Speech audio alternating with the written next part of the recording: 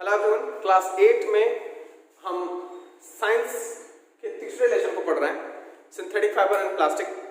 अब यहाँ से हम लोग प्लास्टिक के बारे में पढ़ने वाले हैं। तो प्लास्टिक को शुरू करने से पहले थोड़ा सा ग्रामेटिकल टर्म हम लोग समझ लेते हैं। एक वर्ड का दो मीनिंग हो पाना संभव है इंग्लिश में।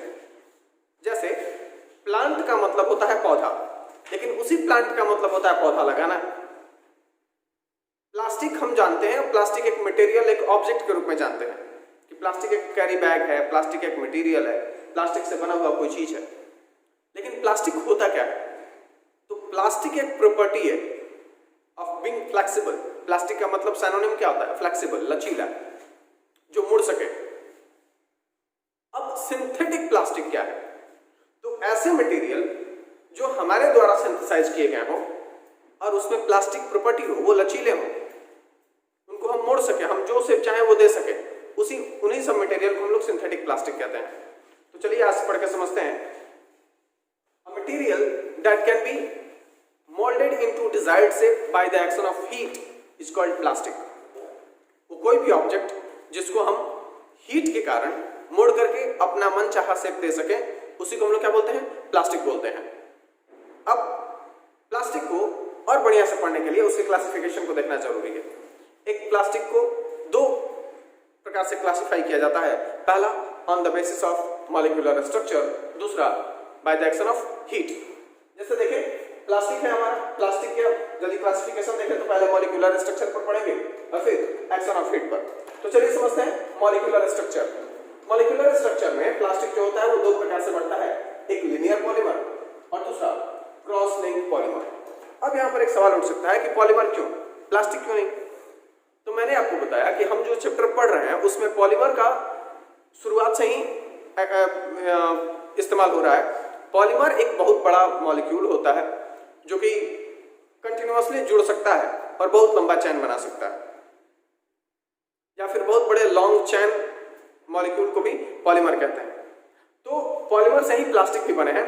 तो इसको समझने के लिए देखिए, तो प्लास्टिक जो होते हैं उनके मॉलिक्यूलर स्ट्रक्चर में अगर देखें तो लीनियर पॉलीमर हो जाएगा या फिर क्रॉस लिंक्ड पॉलीमर।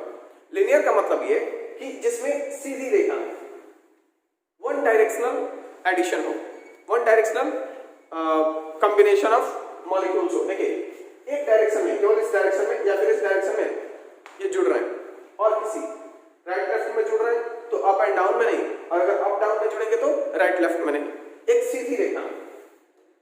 इस प्रकार के मॉलिक्यूल्स को हम लोग क्या बोलेंगे? Linear polymer. लीनियर पॉलीमर जो होता है वो पहला है। दूसरा cross link polymer. Cross link polymer में क्या होता है कि एक मॉलिक्यूल, ये जो ब्लॉक है इसको मॉलिक्यूल की तरह एज्यूम करना है। एक मॉलिक्यूल अपने चारों तरफ, देखिए ये अगर इस मॉलिक्यूल की हम बात करें तो ये अपने ऊपर इससे, डाउनवर्ड नीचे इससे, और लेफ्ट में इससे और राइट में, ये चार अलग अलग ब्लॉक से जुड़ा हुआ है। तो इस तरीके से अगर एक मॉलिक्यूल अपने हर एक डायरेक्शन में, क्रॉस डायरेक्शंस में जुड़ रहा है किसी दूसरे मॉलिक्यूल के साथ, तो उसको हम लोग क्रॉस लिंक्ड कहते हैं। लेकिन वहीं अगर केवल एक डायरेक्शन में जुड़ा हुआ है, ठीक है, अपने केवल दो साइड में जुड़ा हुआ है, तो उसको लीनियर कहते हैं। तो ये कैसे पता चलेगा हमको? हम इसको आगे समझेंगे कि कौन सी प्लास्टिक क्रॉस लिंक्ड है और कौन सी लीनियर पॉलीमर से बनी हुई है। अब जो दूसरा है वो है एक्शन ऑफ हीट। प्लास्टिक में एक्शन ऑफ हीट के बेसिस पर किस तरीके से क्लासिफाई किया जाता है? तो पहला है थर्मोप्लास्टिक, दूसरा है थर्मोसेटिंग। थर्मोप्लास्टिक वो है the plastic that can be remoulded into different shapes bye reheating. Plastic को बार बार गर्म करके अलग अलग शेप में कन्वर्ट कर पाना, या फिर ऐसी प्लास्टिक्स जो बार बार गर्म करने पर अलग अलग शेप में कन्वर्ट किए जा सके, उनको हम लोग थर्मोसेटिंग कहते हैं। लेकिन वहीं जो एक बार हीट किया जाए और हीट करने के बाद जो शेप दे दिया जाए और वो फिक्स्ड हो जाए हमेशा के लिए, और फिर दोबारा कितना भी आप हीटिंग कर लें वो अपने रिजिडनेस को ना लूज करे, वैसे से प्लास्टिक को हम क्या कहते हैं? थर्मोसेटिंग। ठीक, तो आपने देखा कि प्लास्टिक का क्लासिफिकेशन दो बेसिस पे किया जाता है, एक मॉलिक्यूलर बेसिस पे। तो मॉलिक्यूलर बेसिस पे क्या हुआ? लीनियर पॉलीमर और क्रॉस लिंक्ड, दो प्रकार के मॉलिक्यूल होते हैं प्लास्टिक को बनाने वाले।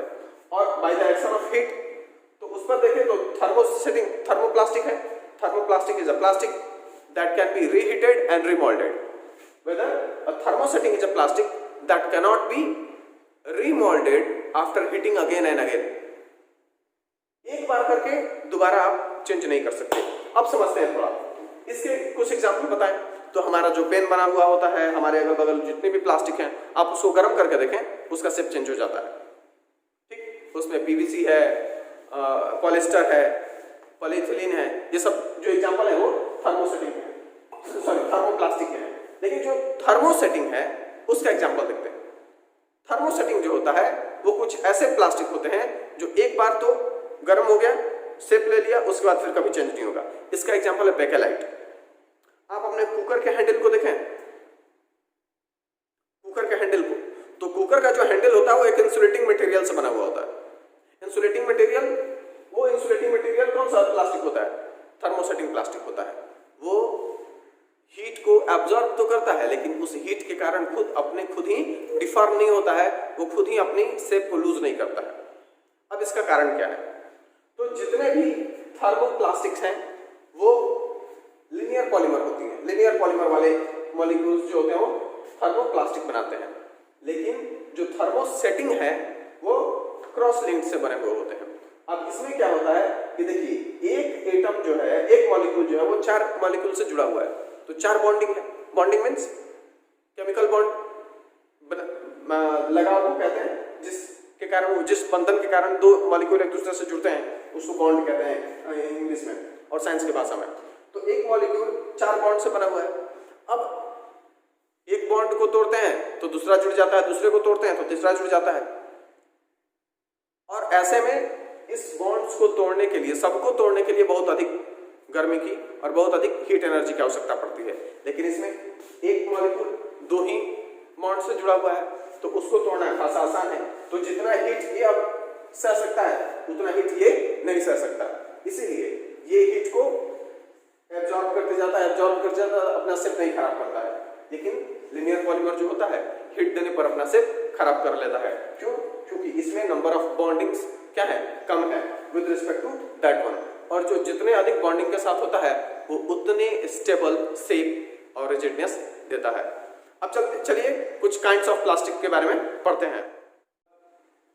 थर्मोप्लास्टिक और थर्मोसेटिंग प्लास्टिक पढ़ने के बाद अब चलिए कुछ काइंड्स ऑफ प्लास्टिक देखते हैं। काइंड्स ऑफ प्लास्टिक में सबसे पहला जो हम लोगों को प्लास्टिक पढ़ने को मिलता है उसका नाम है पॉलीथीन या फिर पॉलीइथिलीन। दरअसल जब आप आगे के क्लासेस में जाएंगे तो एक केमिकल कंपाउंड होता है जिसको हम लोग इथिलीन कहते हैं। तो बहुत सारे जब इथिलीन के मॉलिक्यूल को जोड़ देते हैं तो वो एक पॉलीमर बन जाता है, और पॉलीमर बनने के बाद उससे हम क्या बना पाते हैं? पॉलीथीन। ठीक है, अब समझिए ये इसकी प्रॉपर्टीज क्या होती हैं। तो ये थर्मोप्लास्टिक होता है, मतलब आप इसको जब चाहें तब गर्म करके और अपने मन चाहे शेप में कन्वर्ट कर सकते हैं, और जितनी बार चाहें उतनी बार। दूसरा, व्हाइट इज ट्रांसलूसेंट। ये जो मटेरियल होता है ये व्हाइट ट्रांसलूसेंट मटेरियल होता है, इसीलिए कंटेनर के रूप में भी किया जाता है। आगे इसके व्हाइटिश नेचर होने के कारण इसको अलग अलग कलर में कन्वर्ट करना भी बहुत ज़्यादा आसान होता है। जो कलर आपको चाहिए बस वो कलर एंड टाइट कर दो, वो उसी कलर में हो जाएगा। तो ये भी इसका एक प्लस पॉइंट होता है। आगे है light in weight and can be transported easily. अब आप जानते हैं कि कोई भी चीज़ जो हल्का है उसको बड़ी आसानी से एक जगह से दूसरे स्थान तक ले जाना आसान होता है। आगे है unbreakable, corrosion resistant, tough and flexible. अब थोड़ा समझते हैं। अनब्रेकेबल, ये जल्दी टूटता नहीं है। आपने वो 3 रुपए का अग्नि जेल वाला पेन देखा है? आप उसको तोड़ेंगे वो टूटेगा नहीं। क्यों? क्योंकि वो पॉलीथीन का बना हुआ होता है। उसके जो मॉलिक्यूल्स हैं उतना जल्दी वो नहीं टूटते हैं, तो अनब्रेकेबल होता है। कोरोजन रेसिस्टेंस, उस पर किसी प्रकार का कोई कोरोजन नहीं होता, वो डिके नहीं करता है, सड़ता गलता नहीं है जल्दी किसी भी चीज के एक्शन के कारण। आगे है टफ, कड़ा होता है, एंड फ्लेक्सिबल। फ्लेक्सिबल मीन्स लचीला होता है। तो कड़ा भी होता है, लचीला भी होता है। हम जिस तरीके से इस्तेमाल करना चाहते हैं वो उसका रूप ले सकते हैं, मतलब उस प्रकार के इस प्लास्टिक में ढाल सकते हैं, उस प्रकार में। आगे has no effect of acid, alkali and organic solvents. मैंने अभी बताया कि किसी भी कंपाउंड्स का, केमिकल कंपाउंड्स का जो हाईली एक्टिव होते हैं उनका इन पर कोई असर नहीं पड़ता है। तो एसिड का भी कोई असर नहीं पड़ता है, अल्कालिस का भी कोई असर नहीं पड़ता है, और ऑर्गेनिक सॉल्वेंट्स का भी। ऑर्गेनिक सॉल्वेंट्स क्या है आपको हायर क्लास में पता चलेगा। आगे है इंसुलेटर। इंसुलेटर क्या है? तो insulator are those material that does not allow heat and light to pass through it. तो अपने थ्रू वो पास ही नहीं होने देगा हीट को और लाइट को। तो ये इंसुलेटिंग नेचर के होते हैं, ना ही इलेक्ट्रिसिटी कंडक्ट करते हैं और ना ही हीट। आगे है impermeable to water. Impermeable to water का मतलब क्या है? अब एक बात समझिए, आप अपने रुमाल को लीजिए और रुमाल के एक साइड पे पानी डालिए, नीचे निकल जाएगा, लेकिन प्लास्टिक लीजिए, ऊपर पानी डालिए, नीचे नहीं निकलेगा। मतलब पानी उससे सिड़ नहीं सकता है, ठीक है? तो बिल्कुल भी उसमें गैप नहीं होता है ताकि पानी एक अपर सरफेस से नीचे वाले सरफेस में जा पाए। तो इम्परमेबिलिटी होती है। तो ये प्रॉपर्टी है जिसमें हमने क्या पढ़ा प्रॉपर्टी में? थर्मोप्लास्टिक होता है, वाइट ट्रांसलूसेंट होता है, लाइट वेटेड होता है, अनब्रेकेबल है, कोई इफेक्ट नहीं पड़ता है, इंसुलेटर नेचर का है, और इम्परमेबल होता है। अब चलिए यूजेस देखते हैं। जब इतनी सारी प्रॉपर्टी है तो यूज भी होगा कुछ ना कुछ। तो यूज है इसका फॉर मेकिंग सीड्स एंड सैशेस। सैशेस समझते हैं? पाउच, पैकेट्स, पैकिंग के लिए। तो सीड्स आप जानते हैं, आप टेबल पे देखें प्लास्टिक बिछाए जाते हैं, आजकल प्लास्टिक के कर्टेन आते हैं व्हाइट कलर के। तो इससे बहुत बड़े बड़े सेट्स बनाए जाते हैं और बहुत सारे इस्तेमाल है। मैं सेट्स की बात कर रहा हूँ। जैसे आप लेमिनेटर पेपर जो होता है वो सब यही होता है। आगे है for making container of liquids like water, juice, etc.. तो मैंने अभी तो बताया कि जो ये इम्परमेबल है, तो इसी कारण इसमें कोई भी चीज कंटेन किया जा सकता है। तो वाटर, ऑयल, जूस, इन सबको इसीलिए ये जितना भी ड्रिंक्स हैं उन सबको लगभग स्प्राइट हो, माजा हो, कोको कोला हो, इन सब की प्लास्टिक की भी बोतल आती है। आगे है फॉर वाटर प्रूफिंग। हम जानते हैं कि पानी पार नहीं कर पाता है, तो वाटर प्रूफिंग के पर्पज से हम इसको अपने सर पे डाल देते हैं और फिर पानी ऊपर से नीचे की तरफ नहीं आ पाता है। हमारा अगला प्लास्टिक है, हमारा जो अगला प्लास्टिक है वो है पीवीसी। पीवीसी का फुल फॉर्म होता है पॉलीविनाइल क्लोराइड। अब इसको समझते हैं, ये एक थर्मोप्लास्टिक होता है। पीवीसी क्या है? एक थर्मोप्लास्टिक होता है। आप इसको जब मन तब रीहीटिंग करके रिकास्ट कर सकते हैं। अब क्या है, इसके यूजेस देख लेते हैं। For making raincoats, handbags, plastic dolls, bathroom curtains. Curtains में पर्दा होता है, ये सारी चीजें बनाई जाती हैं। फॉर मेकिंग टाइल्स, मैंने बताया था टाइल्स भी बनाए जाते हैं। तो पीवीसी से टाइल्स भी बनाए जाते हैं। Insulating in nature, insulator in nature, ये भी क्या होता है? इंसुलेटर होता है। ये भी हीट को या फिर इलेक्ट्रिसिटी को कंडक्ट नहीं करता है। आगे for making shoes and pipes, ये सारे यूजेस है कुछ पॉलीविनाइल क्लोराइड के। आगे है तीसरा प्लास्टिक जो है वो है पॉलीस्टीरीन। अब ये जो पॉलीस्टीरीन है ये बना होता है स्टीरीन नामक मोनोमर से, स्टीरीन नामक मोनोमर से। अब इसकी खास बात क्या होती है? ये लाइटर देन पॉलीथीन होता है। पॉलीथीन से पॉलीस्टीरीन जो होता है वो लाइटर होता है, हल्का होता है, ठीक। अब ये भी एक प्रकार का थर्मोप्लास्टिक होता है। दूसरी चीज, ये हाईली ट्रांसपेरेंट होता है। वो क्या था? ट्रांसलूसेंट था, और ये ट्रांसपेरेंट, मतलब कि बिल्कुल आर पार इससे दिख पाता है। अब इसका इस्तेमाल क्या है? For making hot drinks cups, toys, household articles, ये सारी चीजें बनाई जाती हैं। आगे as safe packing material, pack करने के लिए भी इसका इस्तेमाल किया जाता है। जो सबसे ज्यादा हम लोग सब्जी लेने के लिए इस्तेमाल करते हैं वो पॉलीस्टीरीन ही होता है। आगे फॉर मेकिंग स्टाइरोफोम, स्टाइरोफोम जिसको हम लोग थर्मोकोल भी कहते हैं। थर्मोकोल समझते हैं ना, जिससे हम बहुत सारा प्रोजेक्ट करते हैं साइंस का। तो फॉर मेकिंग स्टाइरोफोम। आगे है एज इंसुलेटिंग मटेरियल, ये इंसुलेटिंग मटेरियल भी होता है जहां पर हम लपेट दें, जैसे कि हमारा सेलो टेप, व्हाइट कलर का ट्रांसपेरेंट, सब इसी से बना, ये सब वही प्लास्टिक है। इसमें अब इसका लाइटनेस होने का मतलब ये समझ लीजिए, आप कभी देखोगे कि ट्रांसपेरेंट ग्लव्स आते हैं जो मेहंदी लगाने के लिए या फिर बालों में जो कलर करने वाले जो होते हैं वो लगाते हैं, तो वो सब भी इसी का बना हुआ होता है। और ये कौन सा है? हमारा चौथा काइंड ऑफ प्लास्टिक जो है वो एक्रिलिक है। एक्रिलिक को हम लोग परपेक्स भी बोलते हैं, ठीक है। और इसकी जो प्रॉपर्टी होती है वो ये हाईली ट्रांसपेरेंट है, soft and can be expressed है, डिसॉल्व इन ऑर्गेनिक सॉल्वेंट, ठीक है। ये हाईली ट्रांसपेरेंट होता है। अब इतना ट्रांसपेरेंट होता है कि इससे खिड़कियों में वो इससे बनाए जाते हैं, टीवी के स्क्रीन बनाए जाते हैं, ठीक है। कैन बी स्क्रैच्ड, इस पर स्क्रैच आ सकता है, ठीक है। डिसॉल्व इन ऑर्गेनिक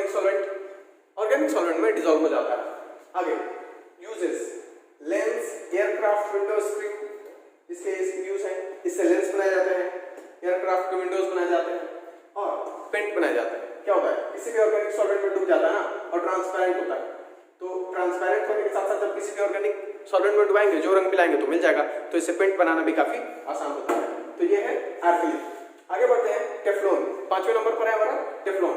टेफ्लॉन जो होता है, टेफ्लॉन को हम क्या बोलते हैं, PTFE, जिसका मतलब होता है पॉली टेट्राफ्लोरोइथिलीन, ठीक है। और ये जो मोनोमर से बना होता है, जो मोनोमर इसको बनाता है उसका नाम क्या है, टेट्राफ्लोरोइथिलीन। अब इसकी प्रॉपर्टी समझ लेते हैं। तो इसकी प्रॉपर्टी जो होती है वो इनर्ट इन नेचर, ना रिएक्शन करता है, किसी से कोई मतलब नहीं, बिल्कुल ये रिएक्शन करेगा नहीं, किसी से कोई रिएक्शन होगा नहीं, ना सड़ेगा ना गलेगा जल्दी, ऐसा कुछ नहीं होता। आगे हाई मेल्टिंग पॉइंट भी बहुत ज्यादा हाई होता है। लो फ्रिक्शन, बहुत ज्यादा चिकना होता है, बहुत अधिक चिकना होता है।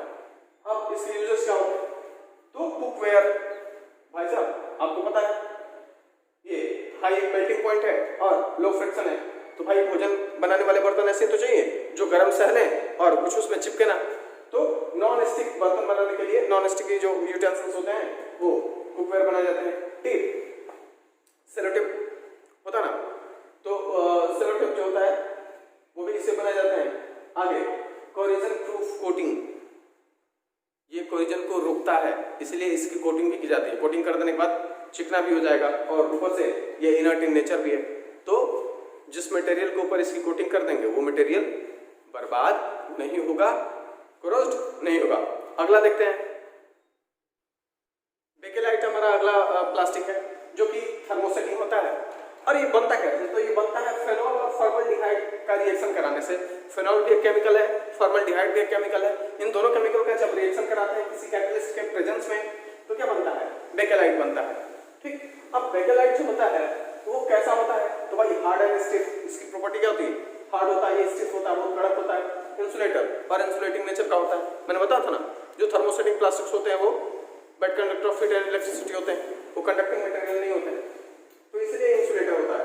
आगे यूजेस हैं, तो इसके जो यूजेस हैं वो ये है कि इलेक्ट्रिकल स्विचेस बनाए जाते हैं, प्लग्स बनाए जाते हैं, ठीक, गियर व्हील्स बनाए जाते हैं। आप कार, अपने छोटे छोटे कार, बचपन में जब आप कार को तोड़े होंगे, घड़ी को तोड़े होंगे, तो आप देखेंगे उसमें व्हील्स होते हैं, ठीक है, अभी स्क्रीन पर जैसा है वैसा, तो इनको गियर व्हील्स कहते हैं, ठीक है। And table top laminator, table के ऊपर एक मोटा, कभी देखे होंगे आप बड़े बड़े जगहों पर टेबल के ऊपर एक मोटा सा परत बिछा होता है प्लास्टिक का, तो वो जो होता है वो इसी से बनाया जाता है, बेकेलाइट। इसका इस्तेमाल किया जाता है कॉम्स बनाने के लिए, फाउंटेन पेन बॉडी बनाने के लिए और फोनोग्राफर रिकॉर्ड। अब फोनोग्राफ है, तो फोनोग्राम एक इंस्ट्रूमेंट होता था पहले 19th सेंचुरी में जिससे म्यूजिक सुना जाता था, तो उस पर जो डिस्क लगाए जाते थे, मतलब एक उसके जो कैसेट्स होते थे वो गोल गोल बड़े बड़े होते थे, ठीक है, तो वही फोनोग्राफर रिकॉर्ड इसी से बनाए जाते थे, बेकेलाइट से। आज का मतलब आगे और अगला जो आखिरी है वो प्लास्टिक में पढ़ने जा रहे हैं वो है मेलामाइन। मेलामाइन भी एक थर्मोसेटिंग प्लास्टिक है, मतलब कि बेकेलाइट और मेलामाइन इन दोनों को एक बार हीट करने के बाद, एक सेट में बदलने के बाद दूसरे सेट में बदल पाना संभव नहीं है। आगे इसकी प्रॉपर्टी क्या होती है भाई, तो ये हार्ड होता है एंड हाईली पॉलीमर होता है, बहुत हार्ड होता है और बहुत चिकना सतह वाला होता है, पॉलिश किया हुआ होता है। इसके यूज क्या होते हैं, तो अनब्रेकेबल डिनर में खाना खाने और बनाने वाली जो खाना जिसमें हम खाते हैं एक्चुअली, तो जो डिनर सेट होता है जो अनब्रेकेबल होता है वो इससे बनाए जाते हैं। एंड डेकोरेटिव ऑब्जेक्ट्स, कुछ सजावट के साजो सज्जा के जो चीज़ें हैं वो इससे बनाई जाती हैं। तो इस तरीके से आज हम लोगों ने अपने synthetic fibre and plastic chapter में kinds of plastics and plastic and its kind को पढ़ा और आज वीडियो समाप्त होता है। मिलते हैं अगले वीडियो में।